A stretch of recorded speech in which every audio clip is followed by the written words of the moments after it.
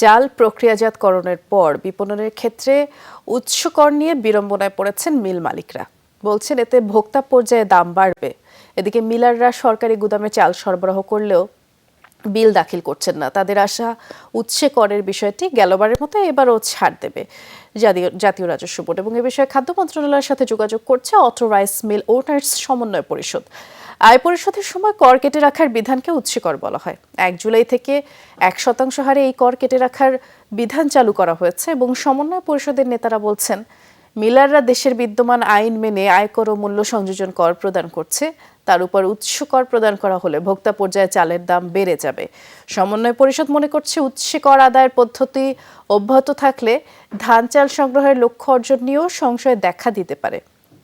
বড় মৌসুমে ৫ লাখ টন ধান, ১১ লাখ টন সিদ্ধ চাল, ১ লাখ টন আতপ চাল সংগ্রহ করা হবে। আর প্রতি কেজি বোরো ধানের সংগ্রহ মূল্য নির্ধারণ করা হয়েছে ৩২ টাকা, সিদ্ধ চাল ৪৫ টাকা, প্রতি কেজি আতপ চাল সংগ্রহ করা হবে ৪৪ টাকায়।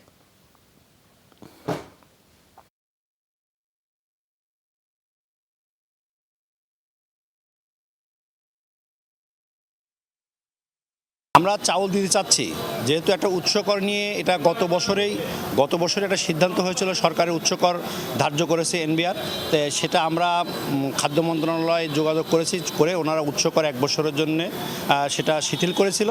তো এই বছর আবার জুন মাসের 30 তারিখে শেষ হয়ে গেছে মেয়াদ, এখনও আমাদের সিদ্ধান্ত আসে নাই উৎসকর নেবে কি না। 1% কিন্তু অলরেডি আরোপ করেছে। এইটাতে আমাদের মনে হয় ব্যবসার খুব ক্ষতি হবে, তাহলে আমরা কিন্তু ব্যবসায়ীতে আগাইতে পারবো না।